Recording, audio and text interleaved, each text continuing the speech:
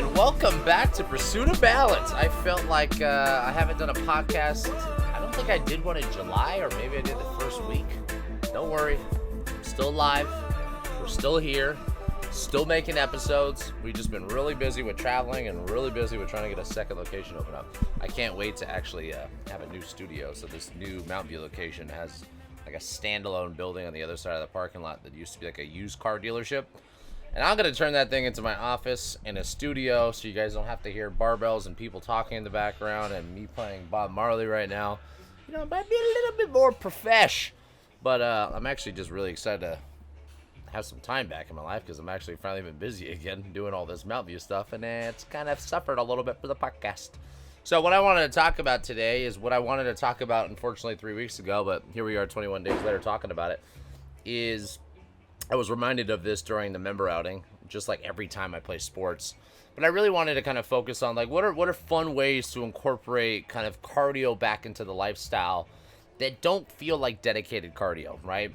So I want to kind of talk briefly. I'm not going to make this one super long, but just something that I've definitely had in my notes for the last month now, and talk about the importance of why I think it's actually even a better form of cardiovascular training for you guys, right? Because when it comes to training overall, I would assume that most people are probably in the gym, you know, at a minimum twice a week. But I encourage people to be here probably about 3 to 5 times a week. You know, us as coaches, we like to generally do strength training stuff around 4 to 5 days a week for probably the average for all of us here. For clients, I think that's something we generally try to work you guys up to. And what I mean by that is not everyone, I think, necessarily needs to start at 4 or 5 times a week. If you're just getting into it, maybe 2 or 3 is fine to start with for the first couple months. And then what are you doing outside the gym, right? So, as most of you know, because I talk about this all the time, is when you think about kind of the holistic aspect of health, exercise is a very, very small percentage of that. Your dedicated form of exercise, right? Like what you do in the gym is only 2 to 4 hours a week, right? Which is 2 to 3% of your entire life, right?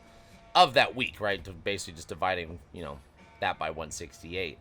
So we always like to look at for your guys' success is what's going to make this client more successful. If you guys really want to feel better, if you guys want to, you know, reduce stress, if you guys want to reduce body fat, lose some weight, you know, whatever the goal is, have more energy, you always want to look at what are the other factors outside of it. What's the movement look like on the days they're not with us?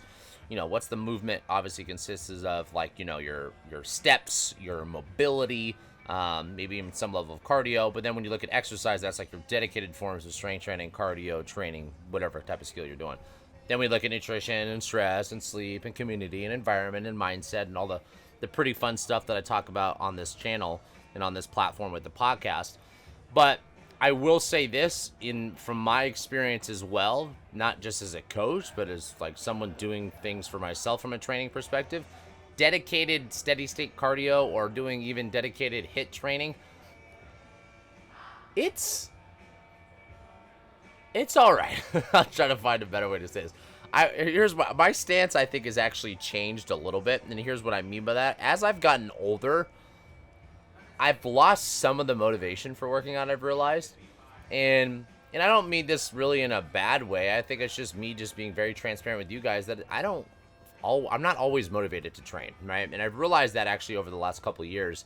And I think just kind of growing into my career a little bit, being a little bit busier, having different priorities sometimes, maybe even being more honest answer. But like, I'm not motivated all the time to do it. Now, strength training is easier for me to be consistent with because I work in a gym. I enjoy strength training more than I enjoy cardio. So going out on a run or going to do on the road bike or, you know, swimming or whatever someone's dedicated form of cardio might be, doing sprints, doing track work, those type of things. I have a harder time staying consistent with that, I've realized. But for me, when it comes to sports or hobbies, it's super easy for me to do. And that's kind of what I want to focus on today, is really encouraging you guys to find something that gets you excited about movement and cardio and maybe some mobility or strength or skill or coordination as well, depending on what it is. We had a flag football tournament at the beginning of this month, or sorry, this is already August, so beginning of July. And I was just reminded of it, like how fun sports were, right? Like when I was in school, obviously athletics was a huge part to my life.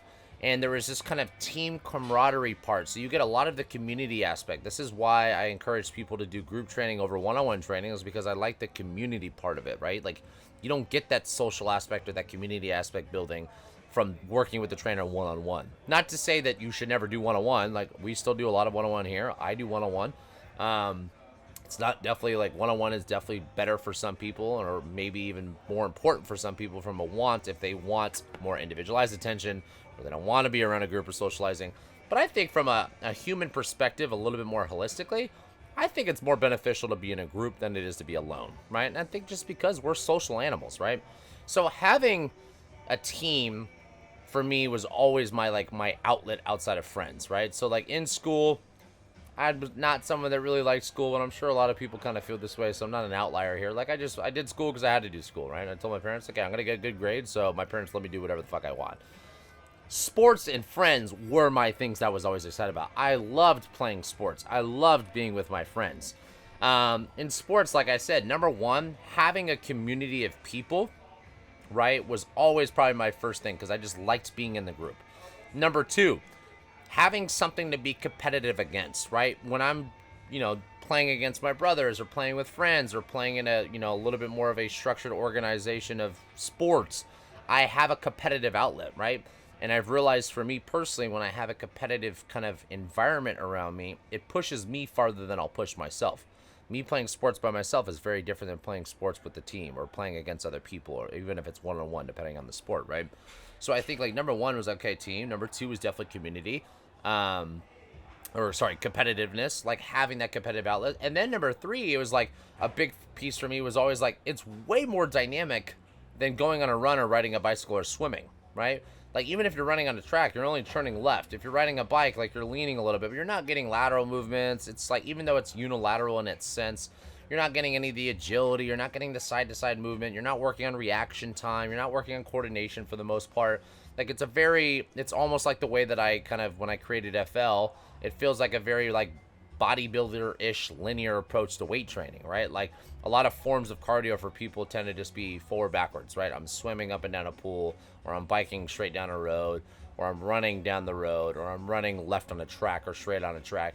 Like, you don't get the reaction time, the coordination, the left-right movements. And I think that is something that, and I will say this because I'm still kind of recovering from flag football a little bit, my body has not been used to doing those kind of movements, right? Which just goes to show you, from the guy that's trying to preach functional movement, the guy that owns a functional training gym, a guy that thinks he's pretty functional, it was a rude awakening in the best way, right? Because I literally was like, wow, this is why I love it, right? Like, it's just so many different things. Like, the muscles at the bottom of my foot, my calves were sore, my glute medius was sore, my back, my shoulder, like all these different things, right? And having the skill of the sport stacked on top of the strength and speed and coordination of that sport, stacked on top the competitiveness, stacked on top being around other people, it was like such a fun experience for me. And we probably were in the sun for, I would say, at least 3 hours of gameplay, right? Like, how many times, if I said you got to go do 3 hours of cardio, do you think you would actually do that consistently? So sports for me is like the outlet that just gave me such a fun way to do cardio for people, right? And it like puts you outside, right? Like you're in the sun. You're doing all the other things that we're trying to preach here, and you're doing it in a way that doesn't feel like a dedicated form of exercise. Then the second kind of aspect of that too is also like, look at your hobbies, right? Like, you have so many different hobbies. Well, when I say you, I mean obviously super subjective. I'll speak for myself, and I'll obviously kind of bring this back to you guys and how it can provide you value. I love skimboarding, surfing, being in the water, wake surfing, wakeboarding. I don't care. I love being in the water, and I love any type of sport around it. I love mountain biking. I love golfing, which I think would probably be more sport than hobby for me, but let's go with it. I'm trying to think if I'm missing anything.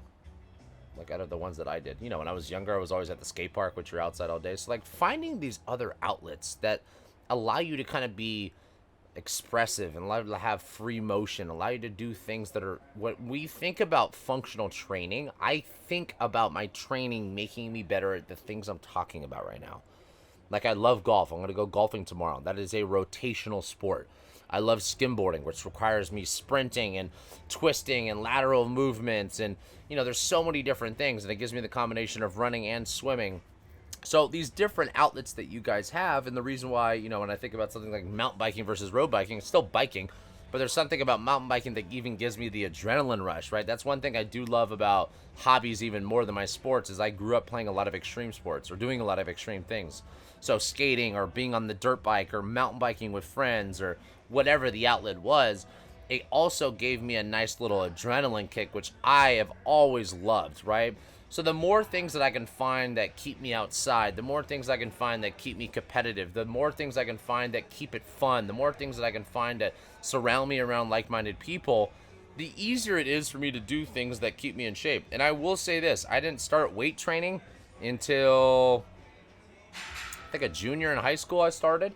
And I was always super, super skinny. Like I was, when I went into freshman year football camp, I was 98 pounds and just shy of 5'7".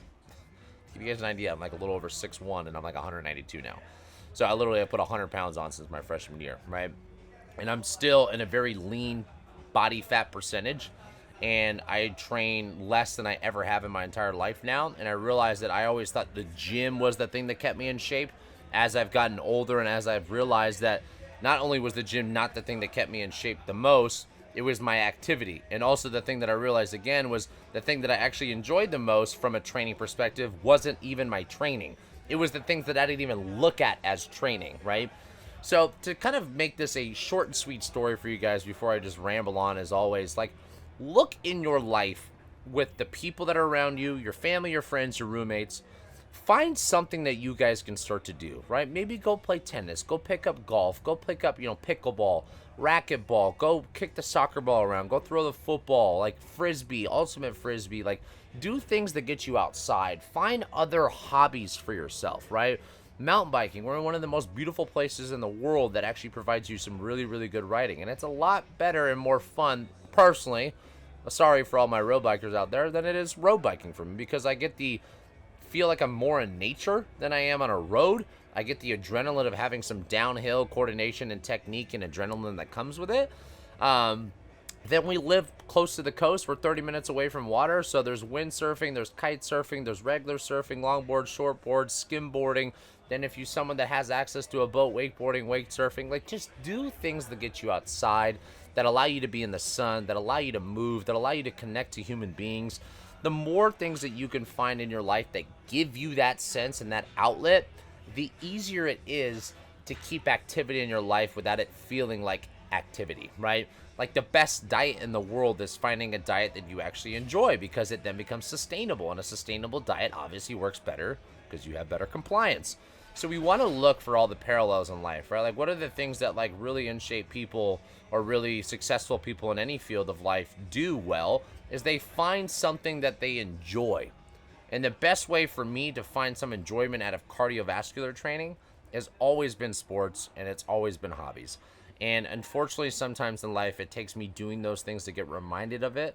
Sometimes it's easy for me to take it for granted, but I will just remind you from my own personal experience to you guys that you will be in a way better physical place, mental place, communal place, social place, emotional place when you can find more activities that get you like sports and hobbies do, right? All right, guys. Well, I wanted to make that a quick one. I'm glad to be back on here, and I will be here next Friday because I'm not out of town. So see you guys later. Take care.